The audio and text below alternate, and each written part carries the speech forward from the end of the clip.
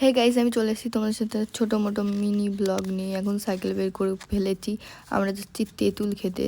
তেঁতুল খেতে চলে এসেছি, দেখতে পাচ্ছ। আর এরা নিয়ে আসলো কামরাঙা মাখা।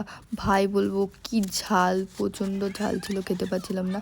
তারপরে আজকে ছিল দাদার বার্থডে, আর এই যেখানে রান্নাবাড়ি হচ্ছে সব।